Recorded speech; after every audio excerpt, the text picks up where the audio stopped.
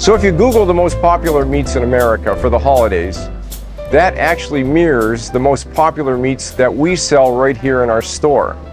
And those popular meats are 4 items. First is the Christmas turkey, the second is the Christmas ham, the third is the prime rib, and the fourth is the filet mignon. So most hams that you buy are called fully cooked hams. That is, they're ready to eat just the way they are. You don't have to do anything to them. The things that we recommend you look for in a ham when you're purchasing ham at a supermarket that's already packaged is to look at the label.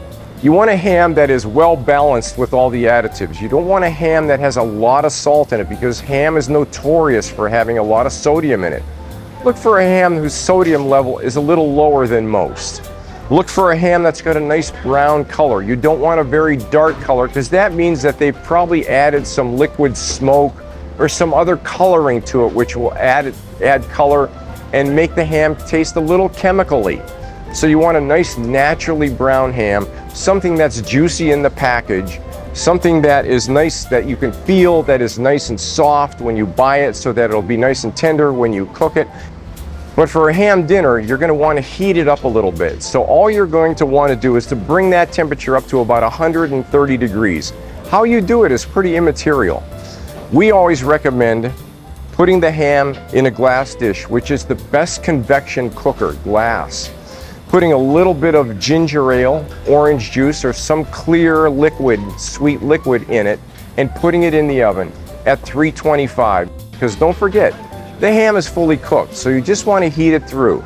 So if you cook it for 9 or 10 minutes per pound, this particular ham is about 11 pounds. You're going to be cooking that for about 100 and some minutes, which means only an hour and a half at 325, which is plenty, because you're going to warm up the meat without drying it out. Most people have a tendency to dry the ham out because they cook it too long. We always recommend cooking it a little less time so that it retains its juiciness and tenderness. In addition to that, we always recommend that if you have time, to make yourself a little glaze for this ham. Now, you can make a glaze out of anything. We recommend, for example, a can of ginger ale or Sprite or something light like that, adding a couple tablespoons of brown sugar, a couple tablespoons of your favorite jelly or jam. Make sure it's a light colored jelly or jam, apricot, peach, apple, something like that. Put it on the stove, heat it up, mix it together, and then as the ham is cooking for that hour and 10 minutes or hour and 15 minutes, open the oven really quickly, take a spoon, ladle some of the glaze and pour it over the ham, close the oven door back up. That'll give it a nice shiny look and a nice sweet flavor to the outside of the ham. And you know, it's not necessary to do all those additives to the ham. It's not completely necessary to do a glaze or do the pineapple and maraschino cherry thing. It does make it look nicer. It makes it taste a little bit better. But most hams are designed to be delicious just the way they are.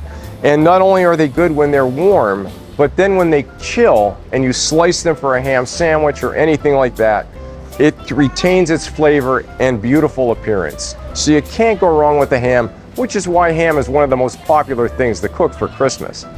From all of us at Urbaniak Brothers, we want to wish you a very Merry Christmas and a delicious one too.